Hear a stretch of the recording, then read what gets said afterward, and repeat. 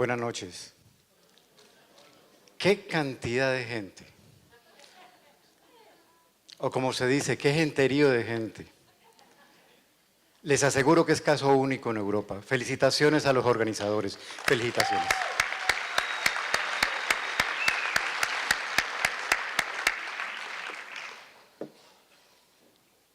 Me tocó comenzar con un tema bastante escabroso, un tanto particular, que ha costado demasiados muertos en Colombia y en el mundo, que es la historia del paramilitarismo, o mejor, el narcoparamilitarismo en el caso colombiano.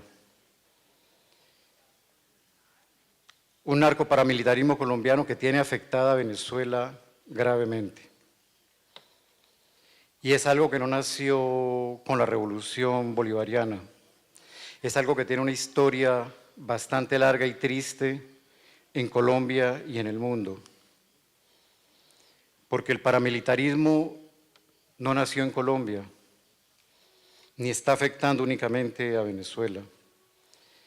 El paramilitarismo nació con las guerras de Indochina, colonialistas de África e Inglaterra en Kenia. No solamente eso, sino que el paramilitarismo, por ser parte de las operaciones clandestinas de los ejércitos de Francia y de Estados Unidos de Inglaterra, no se podía financiar con dinero de los congresos, de las asambleas, de los parlamentos, con dinero legal, sino que había que buscar el dinero sucio, el dinero oculto. Y para eso, en el caso de Vietnam, Laos y Camboya, en sus guerras de liberación, los Estados Unidos y Francia no tuvieron otra idea mejor que echar mano al tráfico de opio. La guerra sucia contra el pueblo, sobre todo contra el pueblo de Vietnam, se financió con dinero del tráfico de opio, mientras el presidente Richard Nixon decía que estaba en guerra contra el opio, porque Estados Unidos siempre ha manejado la mayor hipocresía de la historia universal. Luego, ahora, ¿pero qué es el paramilitarismo? El paramilitarismo es fuerzas que trabajan con los estamentos militares, pero que sobre todo hacen parte personas civiles, y es para tapar lo que hacen las fuerzas militares oficiales. Por eso hacen el trabajo sucio. Ellos pueden matar, asesinar niños, mujeres embarazadas, y las fuerzas oficiales quedan limpias porque no se sabe al final quién las hizo. O son gente que se opone a los comunistas, o a los socialistas, o gente que nadie conoce. Es un trabajo tremendamente sucio que, les digo, se aprendió sobre todo en Indochina. En América Latina esto lo vivió mucho Guatemala, donde casi acaban con la población indígena. No sé cuántas, creo que casi 1 millón de indígenas murieron en manos de los paramilitares, y las fuerzas oficiales se lavaron las manos, y Washington también. En el caso colombiano hay una particularidad que viene con la Revolución Cubana en 1959. Y es que Estados Unidos se da cuenta que el enemigo no venía del exterior, que el enemigo no venía de la Unión Soviética, que el enemigo estaba dentro, y declara el gran presidente Kennedy, que todo el mundo, bueno, casi todo el mundo adora y cree que es el mejor presidente que ha tenido Estados Unidos, cuando para los latinoamericanos ha sido uno de los peores bárbaros que ha tenido este país, porque nos ha costado muertes, dictaduras, sangre. Y él declara junto con su hermano la doctrina de la seguridad nacional, o sea, el enemigo interno. Esa es la base de la doctrina de la seguridad nacional. Y a partir de eso se comienza a hacer el trabajo cívico-militar, o sea, la unidad de los civiles con las fuerzas militares. Y los civiles hacer, repito, el trabajo sucio como se hizo en Vietnam. Colombia tuvo una particularidad, y fue que queda muy cerca de la Florida, y que sus tierras al sur son muy buenas también para la producción, una parte para la exportación de cocaína y también para la producción de hoja de coca, que después se convierte en cocaína. En Colombia ya estaba, después de esta guerra, esta revolución cubana, en Colombia se creó la primera, antes que en Estados Unidos se creó la primera escuela contrainsurgente, y fue donde por primera vez en América Latina se instituyó la organización cívico-militar.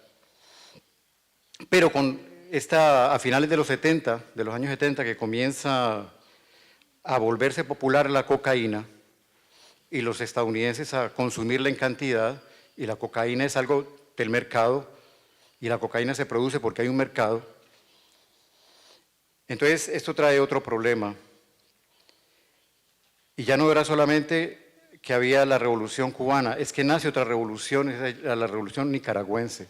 Disculpen que les cuente esto, pero si no les cuento esto, ustedes no van a entender el nacimiento y lo que estamos viviendo en Colombia y lo que está viviendo Venezuela, y el mayor peligro que tiene Venezuela para su seguridad después de Estados Unidos, que es el paramilitarismo. Cuando se da la revolución nicaragüense, la revolución sandinista, la revolución más poética que ha tenido el continente, Reagan, con su presidente Bush, vicepresidente Bush, decían que hay que acabar con la revolución nicaragüense. El Congreso prohibió dar ayuda militar a la contra nicaragüense, entonces Reagan no tuvo ningún problema de decirle a Bush, búsquese el dinero como desea. ¿Dónde estaba el dinero? Para las operaciones clandestinas, ya lo habían hecho en Vietnam, lo hicieron con Colombia. Fueron a hablar con la mafia colombiana y establecieron algo muy simple. La mafia colombiana entregaba cocaína a la CIA la llevaba hasta Estados Unidos, se vendía en Estados Unidos y con ese dinero se devolvía para comprar armas para la contra nicaragüense. Hasta ese momento no existía mafia colombiana, existían algunos narcotraficantes que llevaban algunos kilos de cocaína a Estados Unidos.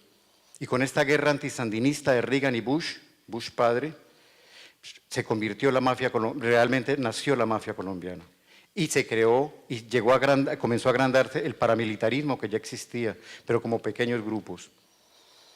Yo no lo invento esto, eso está en un informe que hizo alguien que acabó hace muy poco de ser el jefe del Departamento de Estado en Estados Unidos, John Kerry. Él hizo un informe en 1986 donde muestra esto, de cómo Reagan y Bush financiaron con el dinero de la cocaína a la contra nicaragüense, y eso creó el paramilitarismo y el terrorismo, y a Pablo Escobar, que yo creo que aquí todo el mundo conoce a Pablo Escobar. Pablo Escobar simplemente es una creación de la CIA, de Reagan y de Bush, así de simple. Eso está en el informe Kerry, de John Kerry. Se puede conseguir, con alguna dificultad se consigue en internet. Entonces así, con ese dinero y con esa creación de la mafia colombiana, Pablo Escobar y todo este invento de los carteles, también de la mano de eso nace el paramilitarismo, pero como una fuerza contrainsurgente para confrontar a las guerrillas colombianas. Y ese monstruo, y eso se volvió un monstruo en Colombia. Hoy en día en Colombia quien manda en el país, quien manda en el Estado es el narcoparamilitarismo, sobre todo que llegó al poder con un señor llamado Álvaro Uribe Vélez, que fue presidente, que dicen que fue el mejor presidente de Colombia, y para mí es el mejor, pero el más grande asesino que ha tenido Colombia hasta el día de hoy, y está vivo todavía además este señor, y libre, aunque todo el mundo sabe de que es uno de los mayores narcoterroristas que ha tenido y tiene este país.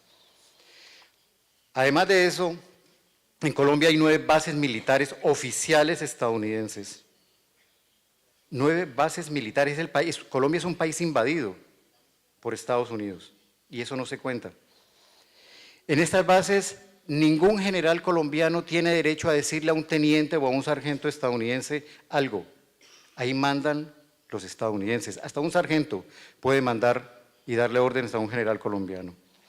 Estas 9 bases que están dirigidas al cono sur de América Latina y principalmente ahora Venezuela, quien las cuida al exterior no es el ejército colombiano, son los grupos paramilitares, porque el paramilitarismo en Colombia es parte del alma del Estado colombiano. El Estado colombiano hoy se mantiene y se maneja y tiene un gran poder a partir del narcoparamilitarismo, tanto militarmente como económicamente. Entonces, por ejemplo, este caso de esas bases, que son exclusivamente estadounidenses, pero Estados Unidos puede ocupar cualquier base militar colombiana a la hora que quiera, sin darle cuenta de nada a Colombia, de nada, ni al presidente colombiano. Después de que las FARC, en las Fuerzas Armadas Revolucionarias de Colombia, la guerrilla más antigua que tenía Colombia, entregó las armas y abandonó los territorios que tenía, los paramilitares vinieron a ocuparlo. Y sobre todo vinieron a ocupar algo estratégico, que es la frontera colombo-venezolana. Y esa frontera es no solamente porque es una frontera, y no solamente porque es de Venezuela, es que es una frontera que es rica en todo, sobre todo en petróleo. Y uno de los proyectos que tiene Estados Unidos, si no logra tumbar al presidente Maduro, es apoderarse y dividir a Venezuela y que con la unión de los paramilitares colombianos, como fue en Afganistán, como fue con Daesh, este grupo paramilitar no es un terrorista del aire, fue creado por Estados Unidos, Francia e Inglaterra, Daesh. Que quede muy clarito eso, le guste a quien le guste, pero es la verdad. Entonces, eso, con la ayuda de los paramilitares, uno de los proyectos que hay contra Venezuela es ese, de toda esa base petrolera del oriente venezolano, cortarla, hacer un territorio, toda esa zona de Maracaibo, toda esa zona de la frontera. De suerte, todavía en Colombia hay guerrillas que le hacen un contrapeso tremendo a este movimiento paramilitar. De suerte, el gobierno venezolano ha tomado medidas drásticas en su frontera para defender sus fronteras. Pero sobre todo, y ya lo han dicho, no es algo que yo estoy inventando aquí ni que me lo contaron en secreto, sino que es público, por ejemplo, que el Ejército de Liberación Nacional, la guerrilla del Ejército de Liberación Nacional ha dicho claramente: nosotros defendemos la frontera con Venezuela, sin entrar a Venezuela la defendemos. Y no vamos a aceptar que los paramilitares se apoderen de esa frontera, porque eso sería armarse una guerra completa aquí. De todas maneras, en este caso el gobierno colombiano, que es siempre ha sido el Caín, el más traidor de todos los países que tiene América Latina para servirle a Estados Unidos, tiene un problema muy grave, porque Estados Unidos también piensa que puede atacar Venezuela desde Colombia. Pero el mando militar colombiano tiene mucho temor de esto o recelo de esto. ¿Por qué? Porque va a quedar entrampado. De un lado tiene que ir a enfrentar el ejército venezolano que está en muy poco tiempo, se preparó muy bien gracias a Chávez y gracias al presidente Maduro, sino que también queda en una tenaza porque la guerrilla colombiana queda combatiéndola adentro. Y la guerrilla colombiana tiene mucha experiencia en guerra. Entonces, yo creo que hay que brindar una gran solidaridad a Venezuela. En Venezuela se están decidiendo demasiadas cosas. No solamente es Venezuela, no solamente es el proceso revolucionario venezolano, bolivariano. Hay muchas cosas que se están jugando en Venezuela. El futuro de Colombia, de Centroamérica también. El futuro de Cuba. Porque si hay algo que está claro para Estados Unidos, es que Venezuela es la corona, por todo su petróleo, por todo su potencial que tiene. Pero la joya de la corona es Cuba. Sin recursos naturales.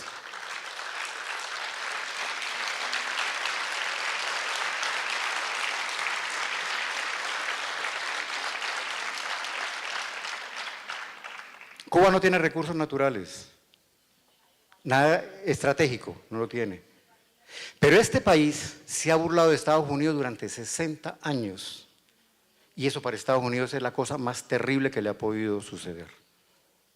Además, si acaban con Cuba, acaban con el ejemplo más grande que ha tenido América Latina y muchos países del mundo, también sobre todo en África y América Latina.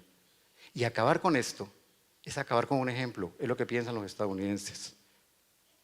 Por eso hay que defender la revolución bolivariana, para que haya paz en América Latina y también de una vez para defender a Cuba. Muchas gracias. Muchas gracias.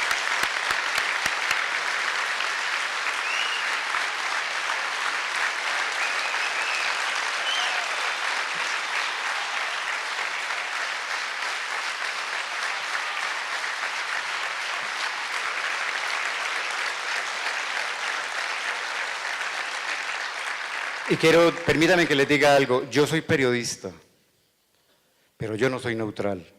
Mi corazoncito late para algún lado. Eso sí trato de ser objetivo, pero neutral nunca. Gracias.